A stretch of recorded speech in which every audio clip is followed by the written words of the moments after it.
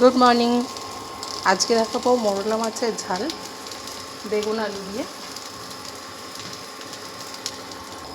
আমি তেল দিয়ে মোরলা মাছটাকে ভেজে নিয়েছি। নুন হলুদ মাখিয়ে তেল দিয়ে মোরলা মাছটাকে ভেজে নিয়েছি। মোরলা মাছগুলো ভেজে তুলে নিয়েছি দেখছো। এবার আমরা এখানে তেল দিয়েছি, সর্ষের তেল। এবার আমি এর মধ্যে বেগুনগুলো ছেড়ে দেবো। বেগুনগুলো আগে একটু ভেজে নিতে হবে।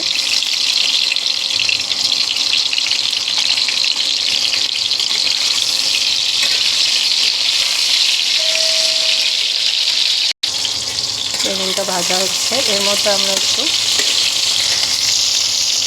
হলুদ গুঁড়ো 1 চামচের মতো আর একটু নুন দিই।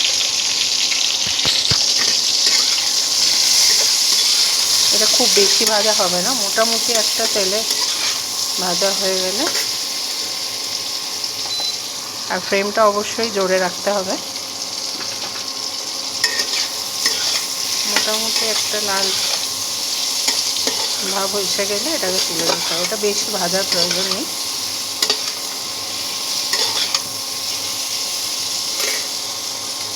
এরকম হয়ে গেলে আমরা বেগুনটাকে তুলে নেব। আচ্ছা, এটার মধ্যে আমি কালো জিরে দিয়েছি। কালো জিরেটা একটু ভাজা হলে এর মধ্যে পেঁয়াজ অ্যাড করে দেবো। আপনারা চাইলে পেঁয়াজটা বেটেও নিতে পারেন। আমি খুব তাড়াতাড়ি রান্নাটা দেখাবো, ওই জন্য পেঁয়াজটা বাটিনি।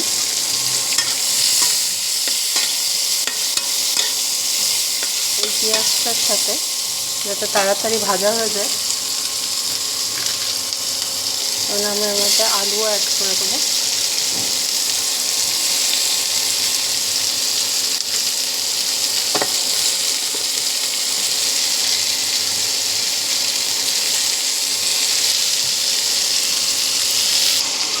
আলু পেঁয়াজটা ভাজা করে নেব। গ্যাসের ফ্লেম সবসময় হাইতে এখন থাকবে, যাতে পেঁয়াজটাও তাড়াতাড়ি ভাজা হয়ে যায়।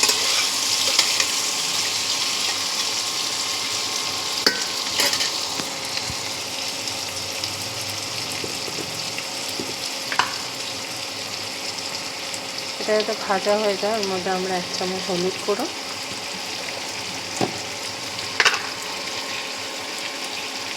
আর পরিমাণ মতো নুন দিলাম,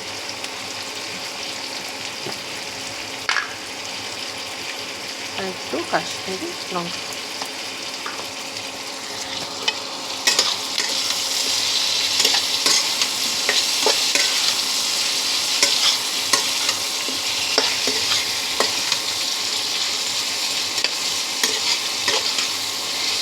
আর একটা মশলা আমরা এবার বানিয়ে দেবো। কালো সর্ষে,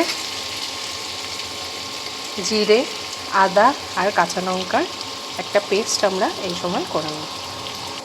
সেটা ভাজা হয়ে গেছে।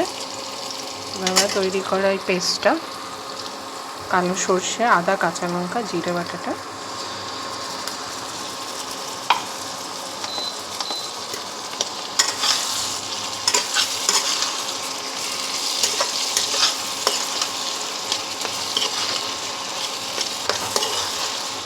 আদার গন্ধটা যাওয়া অবধি এটা একটু হবে। সেটা অনেকটা হয়েছে। এবার এর মধ্যে আমি বেগুনটা অ্যাড করে দেবো, আর কিছু মশলা দিয়ে দেবো। 1 চামচ হলুদ গুঁড়ো, 1 চামচ ধনে গুঁড়ো, 1 চামচ কাশ্মীরি লঙ্কার গুঁড়ো আর 1 চামচের মতো নুন।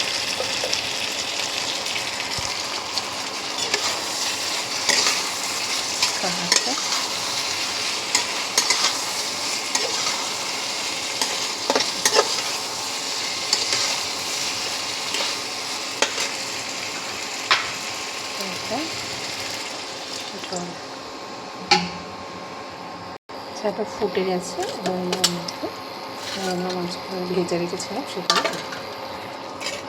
আমরা বেশি নাড়ব না, মাছগুলো ভেঙেছে। এমনভাবে আমরা এখন আমাদের বেগুন আলু মোরলা মাছের ঝাল হয়ে গেছে। এইভাবে নামিয়ে গরম গরম ভাতে পরিবেশন করে নিন। Thank you.